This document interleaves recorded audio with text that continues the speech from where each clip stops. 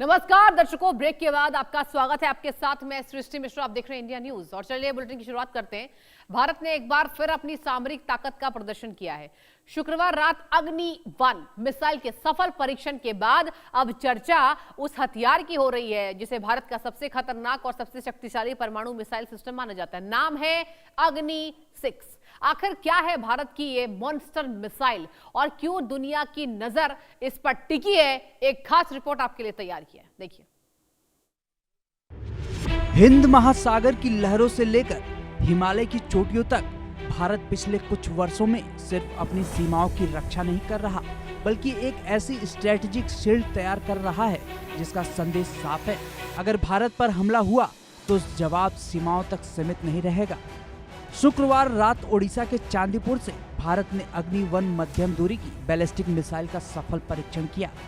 करीब 1200 किलोमीटर तक मार करने वाली ये मिसाइल 1 टन पेलोड ले जाने में सक्षम है, लेकिन इस परीक्षण के पीछे असली चर्चा कहीं और थी। कुछ ही दिन पहले भारत ने MIRV क्षमता से लैस अग्नि-5 मिसाइल का सफल परीक्षण किया था, यानी ऐसी मिसाइल जो एक साथ कई टारगेट्स पर हमला कर सकती है। और अब डिफेंस सर्कल्स में सवाल उठ रहा है, क्या भारत बहुत जल्द अग्नि-6 की तरफ बढ़ रहा है? अग्नि-6 एक ऐसा नाम जो अभी ऑफिशियली सार्वजनिक नहीं हुआ, लेकिन स्ट्रेटेजिक एक्सपर्ट्स इसे भारत की सबसे खतरनाक फ्यूचर मिसाइल क्षमता मान रहे हैं। दावा है कि ये मिसाइल 10,000 से 12,000 किलोमीटर तक मार कर सकती है और हल्के पेलोड कॉन्फ़िगरेशन में इसकी रेंज 16,000 किलोमीटर तक जा सकती है। यानी भारत से लॉन्च होकर ये मिसाइल सिर्फ एशिया नहीं बल्कि दुनिया के कई बड़े हिस्सों तक पहुंच सकती है। कुछ एनालिस्ट का दावा है कि इसकी रेंज संयुक्त राष्ट्र सुरक्षा परिषद के कई वीटो पावर देशों की राजधानियों को भी स्ट्राइक एनवेलप में ला सकती है, लेकिन रेंज ही इसकी सबसे बड़ी ताकत नहीं है। असल डर इसकी MIRV और MARV टेक्नोलॉजी को लेकर है। क्या है MIRV और MARV टेक्नोलॉजी? आसान भाषा में समझिए, एक मिसाइल लेकिन उसके अंदर कई न्यूक्लियर वॉरहेड्स जो एटमॉस्फेयर के बाहर जाकर अलग हो सकते हैं और अलग अलग टारगेट्स पर हमला कर सकते हैं। MARV यानी मैन्यूवरेबल से एंटी व्हीकल, यानी ऐसा वॉरहेड जो दुश्मन की मिसाइल डिफेंस प्रणाली को चकमा देने के लिए रास्ता बदल सकता है। दावा है कि अग्नि-6 10 तक न्यूक्लियर या थर्मोन्यूक्लियर वॉरहेड्स कैरी कर सकती है, यानी एक ही स्ट्राइक में कई मिलिट्री बेस, कई शहर या कई स्ट्रेटेजिक टारगेट्स पर हमला संभव है। इन वॉरहेड्स में हाइड्रोजन बम होने की संभावना जताई जा रही है, जिनकी एक्सप्लोजिव यील्ड 205 किलो टन तक हो सकती है, यानी हिरोशिमा पर गिराए गए बम से कई गुना ज्यादा ताकत। एक और बड़ा दावा, ये मिसाइल डिकॉयज और रडार काउंटर मेजर से लैस हो सकती है, यानी रास्ते में नकली टारगेट छोड़े जाएंगे ताकि दुश्मन का एयर डिफेंस सिस्टम भ्रमित हो जाए और असली न्यूक्लियर वॉरहेड्स को रोकना मुश्किल हो जाए। भारत की मिसाइल टेक्नोलॉजी में बड़ा बदलाव उसके मटेरियल्स में भी देखा जा रहा है। पहले इस्तेमाल होने वाले भारी मार्जिंग स्टील की जगह अब हल्के कंपोजिट मटेरियल्स का इस्तेमाल बढ़ रहा है, जिससे मिसाइल करीब 20% हल्की, ज्यादा अजाइल और ज्यादा एफिशिएंट बन सकती है। अग्नि-6 को सॉलिड फ्यूल आधारित 4 स्टेज ICBM माना जा रहा है, जिसका कुल वजन करीब 70 टन तक हो सकता है। मिसाइल को तेजी से डिप्लॉय करने और लंबी दूरी तक सस्टेन करने के लिए एडवांस प्रोपल्शन और गाइडेंस सिस्टम पर काम किया जा रहा है। कितनी एडवांस है अग्नि-6? इस मिसाइल की गाइडेंस टेक्नोलॉजी भी बेहद एडवांस मानी जा रही है। रिंग लेजर जायरोस्कोप आधारित inertial navigation system, IRNSS satellite support और रडार सीन कोरिलेशन जैसी टेरेन मैपिंग टेक्नोलॉजी मिसाइल को टारगेट तक बेहद सटीक तरीके से पहुंचाने में मदद कर सकती है। संभावना ये भी जताई जा रही है कि इसका CIP यानी सर्कुलर एरर प्रोबेबल काफ़ी कम हो सकता है, यानी मिसाइल अपने लक्ष्य के बेहद करीब वॉर करने में सक्षम हो सकती है।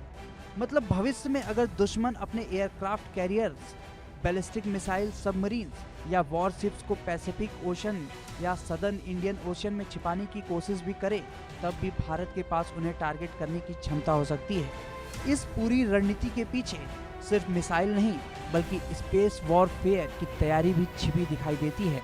डीआरडीओ एक महत्वाकांक्षी प्रोजेक्ट पर काम कर रहा है। नाम है डीआरडीओ वेदा, यानी व्हीकल फॉर डिफेंस एप्लीकेशन।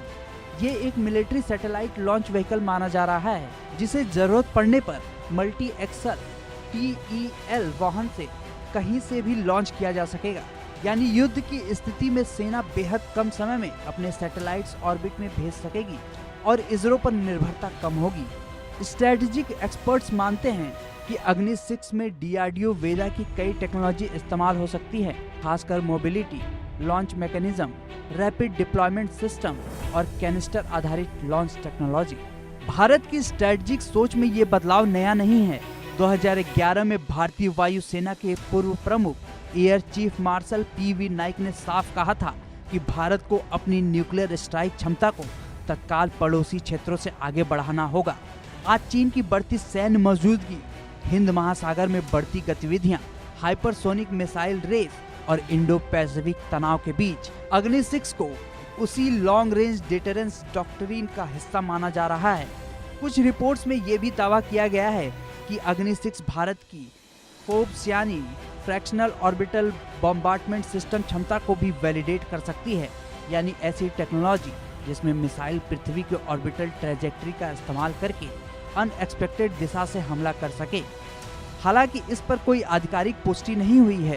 कुछ रक्षा विश्लेषकों का मानना है कि भारत भविष्य में एंटी सैटेलाइट वॉरफेयर, स्पेस आधारित सर्विलांस और network centric nuclear command system की दिशा में भी तेजी से बढ़ रहा है।